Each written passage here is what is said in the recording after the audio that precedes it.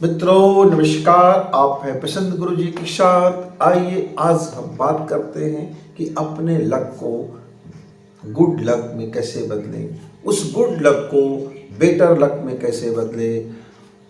जिंदगी फिर कभी यह शिकायत ना हो कि मेरा लक साथ नहीं देता। मित्रों, आप अक्सर मेरे नौजवान मित्र, मेरे वृद्ध मित्र, मेरे आज के नौनिहाल मित्र, छोटे हो बड़े हो, जिस भी उम्र में हो, सब लोगों का एक ही शिकायत।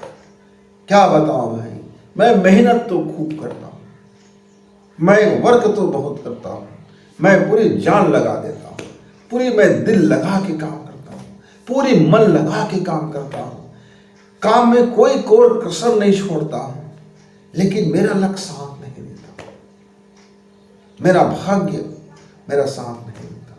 लेकिन जब मैं उसी से और अन्य की चीज़ों के बारे में पूछता हूँ, तब कहता है कि हाँ मेरा ये सौभाग्य है, माता पिता आपको मिला सौभाग्य है, धन मिला सौभाग्य है, परिवेश मिला सौभाग्य है, पढ़ने का अवसर मिला सौभाग्य है, अच्छे खाने को मिला सौभाग्य है।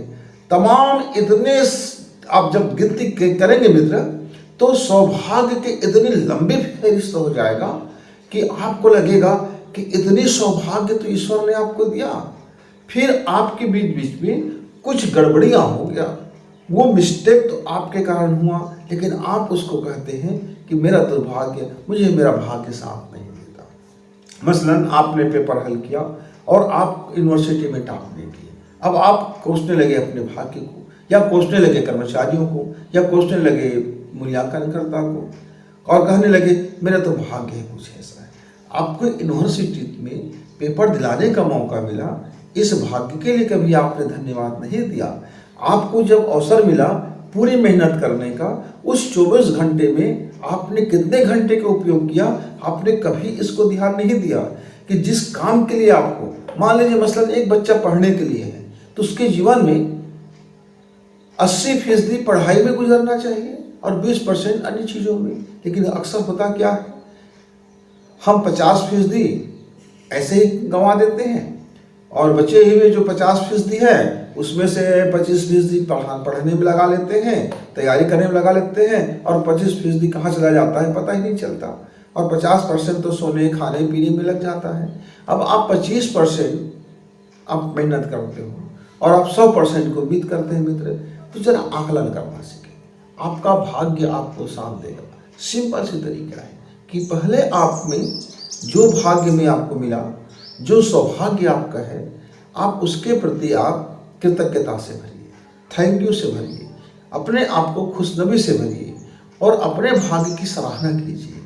और फिर जो आने वाला जो आपका वर्क है, जो मेहनत है, उस पर पूरी तरह से भरोसा रखिए कि आपका मेहनत सफल होगा, आपका लगन शानदार है, आपके भीतर में श्रद्धा है, कोई क्वेश्चन नहीं है, जो भी आप सोचते हो वो आपको मिलता है। इस बाबत आप अंदर से दृढ़ता से अपने आप को विश्वास से भरिए। जैसे जैसे आप विश्वास से भरते हैं और आपका कार्यक्रम उस योग के आप फॉलो करते हैं, जो आपने सोचा, जो आपने सद्भाव दिया, जो आपने महसूस किया, उसको यदि आप फॉलो करते हैं तो फिर आपका लक तो गुड लक बनेगा ही। अब बिना शुभ की आकांक्षा किए आप सिर्फ लाभ की कामना करते हो, तुम मित्रों यह अधूरा हुआ ना डायग्राम। सिर्फ आपको लाभ चाहिए, आपने शुभ की कामना नहीं की। यदि जिस वातावरण में आप रहते हैं उस पूरे वातावरण में जब तक शुभ नहीं होगा, तब आपका लाभ मंगलकारी कैसे होगा, फिर आपका भाग्य एक तरफा कैसे बनेगा। मसलन मेरा भाग्य मेरे घर परिवार से जुड़ा होगा, मेरे बाल बच्चे से जुड़ा होगा, मेरे माता पिता से जुड़ा होगा, मेरे घर में काम करने वाले कर्मचारी से जुड़ा होगा, मेरे साथ मिलने वाले लोगों से जुड़ा होगा, मेरे पार्टनर से जुड़े होंगे, मेरे घर में रहने वाले पशु पक्षी से जुड़े होंगे, मेरे घर में पेड़ पौधे जुड़े होंगे।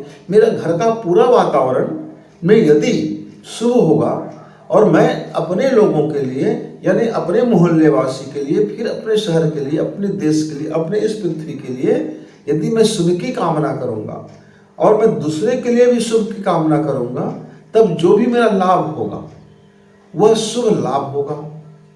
हम लाभ लाभ की कल्पना करते हैं, लेकिन होता क्या है कि हम सद्भाव की कल्पना नहीं करते, अपने जीवन में उसको फॉलो नहीं करते, शुभ की तरफ फॉलो नहीं करते, तब हमको लगता है कि हमारा लक गुड नहीं है। इसलिए मित्र, सफलता मिलते मिलते कई मर्तबा आपका ब्रेक लग जाता है। उस ब्रेक लगने के पीछे आपके मनोमस्तिष्क में पड़ने वाले प्रश्नवाचक चिन्ह होते हैं। आपका भय होता है, आपका डर होता है, आपने शुभ की आकांक्षा नहीं की थी, आपने पूरी डायग्राम को पूरा नहीं किया था, जब आपका सर्किल पूरा नहीं हुआ था तब आपके सपने भी पूरा कैसे बनेंगे। तो जो भी कल्पना करते हैं, जो भी ख्वाब देखते हैं, या जो भी कार्य करते हैं, या जो भी मनोकामना करते हैं, तो उसको पूरी सर्किल में देखिए, पूरे वांछित परिणाम तक देखिए। मित्रों, आधे अधूरे यदि आपने एक बीज डाला और आपने जमीन की गड्ढा खोद दी, बीज को डाल दिया, अब आपने उस बीज के ऊपर में मिट्टी डालना भूल गए, पानी डालना भूल गए, रखवाली करना भूल गए, उसकी देख रेख करना भूल गए। अब आप सोचते हैं कि मेरा भाग्य से वह वृक्ष बन जाएगा। तो यह मित्र, यह किसी तरह से कोई लॉजिक नहीं है। आपको उसके संबंध में मेहनत करना पड़ेगा, उसके अनुरूप आपको अपने कर्मों को ढालना पड़ेगा।